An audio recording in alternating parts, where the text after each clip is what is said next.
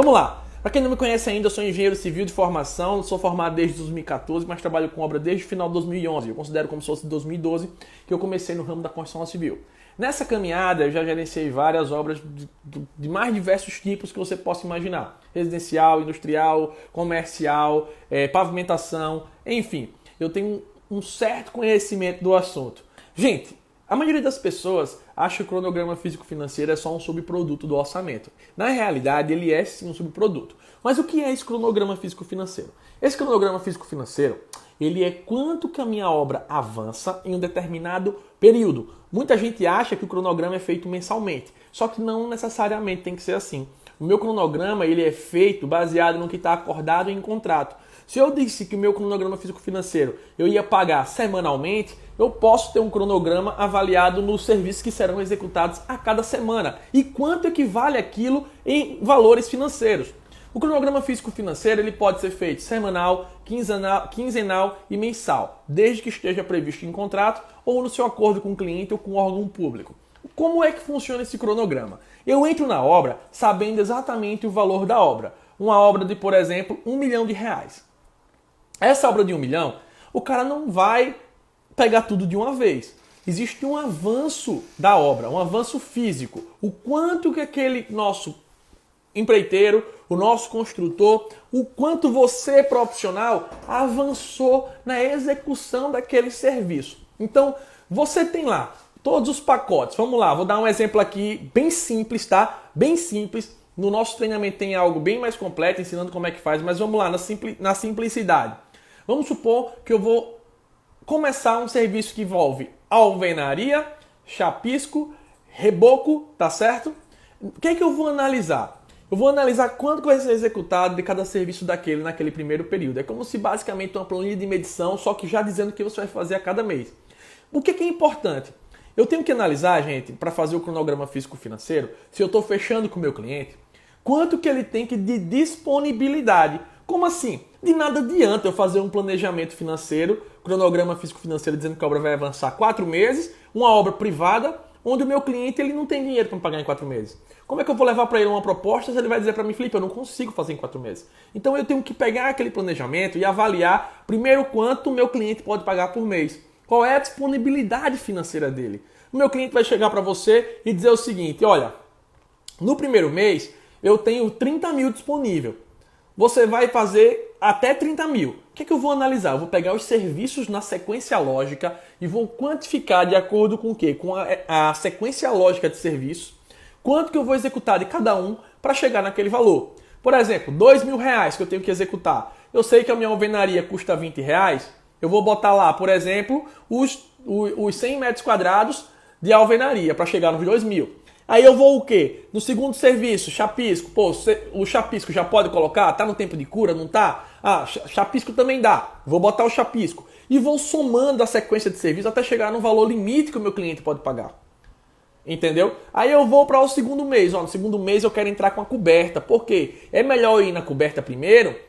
Preste atenção, eu subi as paredes e painéis, eu vou analisar, é melhor eu cobrir primeiro, porque aí se porventura começar a chover, eu tenho o que fazer dentro, como passar instalações, como chapiscar dentro, como fazer o piso. Agora, se eu não cobrir, se eu for simplesmente rebocar, o que é que vai acontecer? Se passar 15 dias chovendo, eu passo 15 dias sem ter ninguém na obra. Por quê? Não vai estar nada coberto. Então eu tenho que entender a sequência lógica e colocar naquela planilha explicando quanto que vai avançar em metros quadrados, em unidade de serviço, e quanto que aquilo vale em valores financeiros e o meu cliente vai dizer se consegue pagar aquilo ou não. Isso a gente faz para fechar com o cliente. O cliente, eu não chego para ele dizendo, olha, sua obra vai custar R$100.000. Não, olha, eu fiz um planejamento para terminar sua obra em 4 meses. Essa obra vai te custar no primeiro mês tanto, segundo mês tanto, terceiro mês tanto, quarto mês tanto. Tá bom para você? Não, não tá, Felipe. Tal mês é um mês ruim para mim. Mês de dezembro eu trabalho com comércio.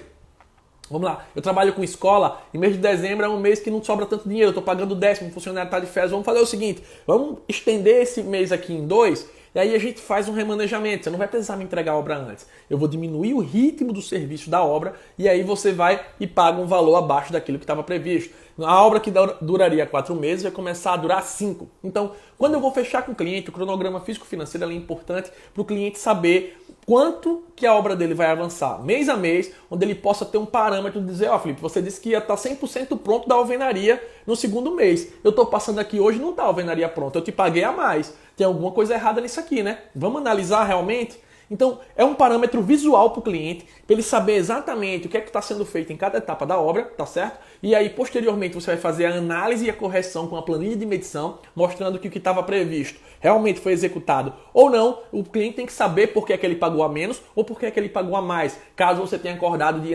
avançar o ritmo da obra, tá bom? Então, duas situações bem importantes. Isso para fechar com o cliente. E no pós-obra? E na hora da obra? E na hora que fechou com o cliente? Qual é a minha importância? Monitoramento. Como assim, Felipe? Monitoramento? Isso mesmo. Eu tenho que pegar aquele planejamento e analisar toda a sequência de serviços para poder garantir a execuibilidade dela. De forma que eu não ultrapasse o que está previsto, porque isso pode impactar no meu bolso. Óbvio, se você tem capital de giro, pegou uma promoção para comprar revestimento cerâmico, a cerâmica estava prevista para você fazer um mês depois, meu amigo, se está lá previsto, vai lá, bota teu dinheiro no jogo. Só que tem que ter muito cuidado quando você faz isso em outra modalidade de obra que eu vou falar daqui a pouco. Então, é importante eu levar exatamente o que eu planejei na hora de execução para estar de acordo com o que o cliente viu, colocar exatamente o que estava previsto, não fazer a menos nem a mais. Se eu for fazer a mais, eu tenho que conversar com o cliente para dizer, olha, eu estou com uma equipe boa parada e eu queria adiantar a coberta nesse primeiro mês. Você tem disponibilidade financeira de me adiantar? Ele vai dizer, não tenho. Aí você vai pesar, poxa, eu sei que mês que vem ele vai me pagar, eu estou com uma promoção e eu tenho dinheiro em caixa. Eu vou tirar dinheiro do meu bolso, vou colocar e no mês que vem eu recebo. Agora sabendo da sua conta e risco. Ou pede uma autorização do construtor, pede uma autorização do cliente, pede para ele assinar dizendo que você vai pagar para ele te reembolsar. Por quê? Porque você está ganhando. Tu pegou uma promoção de madeira por metade do preço. Tu está ganhando 50% em cima do material, tá? E o teu cliente não tem nada a ver com isso. Você que adiantou a obra. Deu para entender isso aí? Então é muito importante esse jogo. O que eu costumo dizer sempre, o que é combinado nunca sai caro. É o que você está acordando com o cara. Agora, Felipe, em obra pública, eu posso fazer isso? Minha gente, cuidado.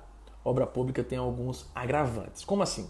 Quando a gente está tratando com obra pública, vem um valor, uma dotação do governo federal, por exemplo, que a gente chama de disponibilidade financeira, o termo de referência. Dizendo lá, olha, nós temos 1 milhão disponível. Essa obra, você quando pega o orçamento base da licitação, ele tem dizendo lá um orçamento e um cronograma. Aquele cronograma é exatamente quanto a prefeitura tem que te pagar naquele determinado período. Mês 1 tem que te pagar 300 mil. Mês 2, 200 mil. Mês 3, 300 mil. Exatamente aquele valor é o valor que a prefeitura teria de disponibilidade naquele determinado momento. Você pode sim fazer a mais, desde que você documente isso, você faça uma solicitação de avanço da obra. Você manda para o secretário ou para o fiscal dizendo que vai adiantar a obra mais do que o previsto e quer saber se está autorizado. Ele dando a autorização, você vai lá e faz a mais. Felipe, mas poxa, tão simples, toda a prefeitura vai querer fazer isso. Gente, cuidado. Você pode sofrer muito por não fazer isso. Como assim? Imagina, você está trabalhando com obra pública, tu ganhou aquela obra, o prefeito não gosta de você, a administração pública não gosta de você, só quer um motivo para te tirar de lá por causa daqueles arrumadinhos que costuma ter nas obras públicas. Aí tu chega pro prefeito e diz, olha, tá previsto para começar o revestimento do porcelanato ou granilite daqui a um mês. Eu posso colocar esse mês? Ele vai dizer, bote aí, beleza? Sem documentação nenhuma, o que é que pode acontecer? O órgão público ele tem o poder tanto de aditivar serviços, como de suprimir. Vou dar um exemplo aqui. Ele pode chegar na obra e dizer, olha, nós estamos com dificuldade financeira e eu vou suprimir em 20% isso aqui. Como assim? Tá lá o piso de cimento queimado, ele pode chegar para você e dizer, olha, é o seguinte, depois que tu já colocou o revestimento, depois que tu botou tudo, ele pode chegar para dizer, olha, não quero não, vamos fazer aqui um termo de quê? Um termo de supressão, dizendo que eu vou eliminar o piso, eu não quero mais botar piso não. Só que tu já colocou. Ele vai dizer, não meu amigo, você colocou na hora errada, era para colocar mês que vem e a gente resolveu mudar isso agora. Tu não tá documentado. E aí? E aí que talvez você até ganhe na justiça. Mas só que até você provar. E aí? Até você conseguir mostrar que aquilo ali era essencial. O órgão público sempre tem razão. Então, muito cuidado. Não avance o que tem que ser feito na obra sem antes ter uma autorização do órgão público. Porque eles podem, por sacanagem, querer suprimir algum serviço e você depois vai ficar sem nenhum documento para provar. Ele vai dizer, meu amigo, eu não tenho condições de pagar o piso granilite não. Eu vou entregar a obra do jeito que está, posteriormente a gente reforma. E aí? E aí tu botou o dinheiro do teu bolso e avançou, tu perdeu o dinheiro. Com obra pública eu tenho que trabalhar sempre documentado, eu tenho que ter muito cuidado. Então é muito importante você seguir à risca o planejamento do cronograma físico-financeiro. Ou se você for fazer alguma alteração, seja para diminuir ou para avançar, que você se documente, que você esteja munido de provas de que você solicitou e que a administração pública aprovou esse serviço. Felipe, como é que eu faço o cronograma físico-financeiro? Para fazer o cronograma físico-financeiro, só preciso saber mexer um pouquinho no Excel, pegar o valor do orçamento e ter um entendimento da sequência lógica. Sabe o que é que acontece muito? Sabe o que muita gente erra? Tá o cronograma físico-financeiro. Eu chego lá, tá lá, alvenaria, aí o cara avançou o reboco e esqueceu de botar o chapisco. Oxi, como é que tá fora de sequência? Tá a coberta no primeiro mês, 30% da coberta, só que só executou 20% da alvenaria. Como é que ele fez a coberta sem estar com os apoios? Como é que ele fez? Então, para fazer o cronograma, eu tenho que entender a sequência do serviço. O que é que vai ser feito primeiro? Primeiro vai ser a limpeza, depois vai ser aquilo. E mês a mês eu imagino na minha cabeça quais serviços vão ser feitos na obra e quanto que vai avançar daquele serviço. Olha, a minha limpeza do terreno tem que ser feita toda no primeiro mês. As ligações provisórias eu vou colocar logo lá. O barracão da obra, gente. O barracão da obra é feito no primeiro mês. Eu coloco para medir, eu coloco como se ele vai ser executado todo no primeiro mês, para receber no primeiro mês, sim ou não? Quem concorda comigo? Barracão da obra não se paga no primeiro mês, meu amigo. Como é que eu vou pagar numa obra pública um barracão da obra, e no segundo mês o construtor tira e leva para outro canto? Não pode. O barracão da obra ele é pago dividido. Se eu tenho uma obra de 4 meses, eu posso dividir ele, o pagamento em 4 no cronograma físico-financeiro, ou posso fazer o avanço. Se no primeiro mês a obra vai andar 30%, eu vou pagar proporcional a 30% do barracão. Se na segunda obra, no segundo mês está avançando 20%, eu vou avançar 20% do barracão. Então, o barracão não pode ser pago no primeiro mês, porque o fiscal tirou foto, beleza. Depois o barracão, o construtor levou para outro canto. O barracão ele para estar lá durante a obra inteira. Felipe, como é que tu aprendeu isso? Meu amigo Cláudio Saurian, Jorge Leitão, André Kuhn, no nosso treinamento do Congresso Nacional de Obras Públicas. Então, isso de botar que vai ser executado em engenheiro. Olha, mês de engenheiro. Meu amigo, a obra foi dividida em 4 meses. Olha que problema sério do cronograma físico-financeiro da planilha de medição. Engenheiro, uma obra ia demorar 4 meses. Faz sentido? No primeiro mês, era para, vamos lá, que de engenheiro tivesse 10 mil reais. No primeiro mês, 2.500. Segundo mês de 2.500, terceiro mês de 2.500, quarto mês de 2.500, não é isso? Beleza, só que se a obra precisou estender o prazo, não terminou em 4 meses, tu pagou os 4 e os outros 2 meses, onde é que está o engenheiro? Não se paga dessa forma. Esse serviço que a gente tem como custo indireto, ele é pago proporcional ao avanço da obra. Se a obra está lá, uma obra de 100 mil, e no primeiro mês o engenheiro só executou 30% da obra, o valor do engenheiro que deve ser liberado na planilha de medição é equivalente a 30% do valor da engenharia da obra inteira. Porque desse jeito não tem risco. O cara só recebe o serviço inteiro quando ele tiver terminado a obra. Se eu paguei todo mês se a obra tiver mais 2 meses por causa de atraso, e o cara pode me pedir inclusive um aditivo de engenharia. Então, eu tenho que pagar proporcional ao que foi avançado da obra. E aí, que sacada! Quem não sabia disso, levanta a mão. Quem não sabia disso, bota aqui, eu não sabia. Só para eu saber que essa live valeu a pena. Teve 2 sacadas e vocês não vão errar mais. Felipe, quando é que tu aprendeu isso? Experiência, bebê. Desde 2015. Sempre paga proporcional. Outro detalhe que é muito foda é revisão de coberta. Aí o cara bota lá, vai ter que revisar 20 metros quadrados de coberta. Pô, quando o cara começou a mexer lá em cima, ele revisou esses 20 metros do lado direito e o resto tá com vazamento do lado de lá. Não é assim. Revisão da coberta, eu pego toda a área da coberta, porque ele não tem como deixar vazamento e digo, 30 metros quadrados de coberta. Só que, pela análise que eu fiz, eu vou botar lá quantos por cento vai ter reposição de telha. Dos 30%, dos 30 metros quadrados de área, eu vou dizer que só tem reposição em 10%. Então eu boto a quantidade e crio uma quantidade de serviço, para não dar brecha pro cara dizer, olha, eu revisei, mas tá faltando em tal canto, a mentoria, a planilha não paga. Entendeu? Essas sacadas que vocês têm que aprender no dia a dia.